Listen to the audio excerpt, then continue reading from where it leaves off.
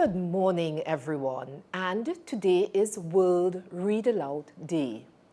In conjunction with Hodder Education and the Ministry of Education, we will be reading to you a number of stories. The story which I will be reading to you today is called The Brownie. It is one of the stories contained in the book Buried Treasure and Other Stories. This book forms part of the First Aid in English Caribbean Readers series.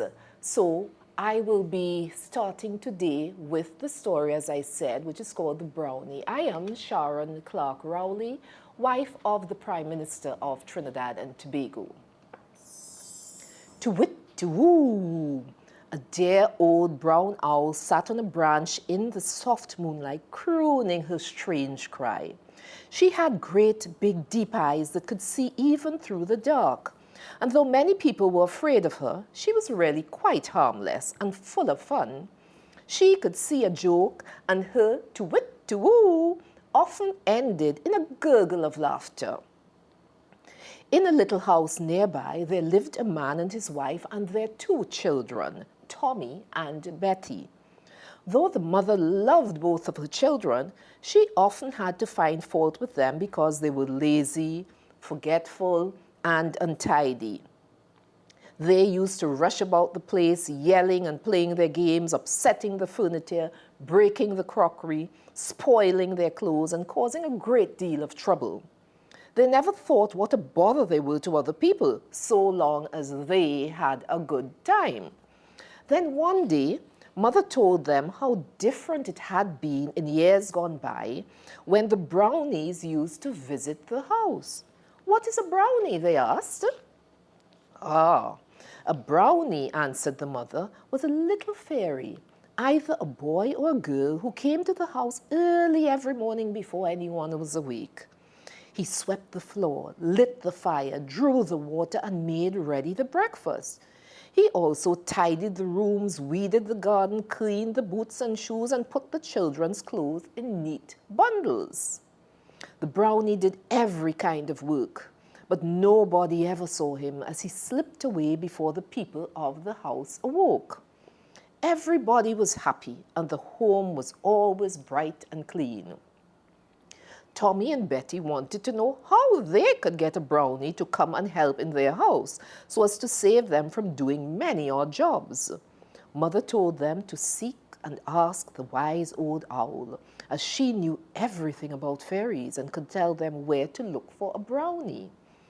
After dark, the 2 children went into the wood to find the brown owl. Tommy led the way very bravely at first, but as the path in the silent woods became darker and darker, he began to feel sorry that he had started on the adventure. Presently, they heard the hooting of the owl among the trees. It sounded so queer that for a moment they wanted to turn and run back home. Gathering all her courage, Betty went forward to the tree in which the owl was sitting. "Mrs. Owl, Mrs. Owl, we have come to see you," she cried.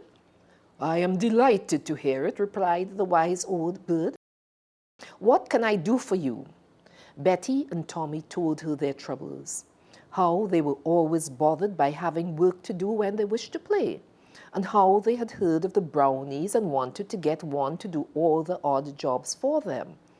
"To-woo, chuckled the owl. "Do you see that pool down there, Betty? Go to it when the moon is bright. Turn around 3 times and then say, 'Twist me and turn me and show me the elf. I looked into the water and there saw.' To get the missing word, look down into the water and there you will see the brownie." Next evening, when the moon was up, Betty went to the pool, turned herself around 3 times and cried, "Twist me and turn me and show me the elf. I looked into the water and there saw." When she looked in the pool, she saw nothing except her own reflection. She went back to the owl and told her that she had seen no one there.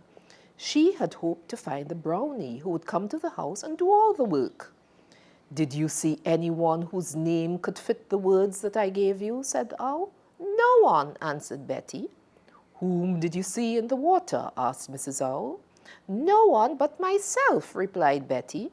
"Tu-whit-tu-woo," cried the owl. "Would not the word myself fit?" Betty repeated the lines again. "Twist me and turn me and show me the elf. I looked in the water and there saw myself. But I'm not a brownie," she exclaimed. Mrs. Owl replied, "No, but you can be one if you try. You are a strong and smart little girl. You could sweep the floor. You're clever enough to lay a fire and light it. You could fill the kettle and put it on to boil. You could tidy up the room and set out the breakfast things. You could make your bed and clean your shoes and fold up your clothes. You could do all these things before anyone else was up, so that when your father and mother came down, they would be surprised and delighted." The next morning, Betty and Tommy slipped out of their beds before anyone was up. They cleaned the house, lit the fire, prepared the breakfast, and crept quietly back to their rooms. When their father and mother came down, expecting to have to do all the work as usual, they were astonished to find that everything had already been done for them. Day after day this went on, and the children had more fun and enjoyment out of doing their duty like brownies than they had ever got out of playing rowdy games or being idle.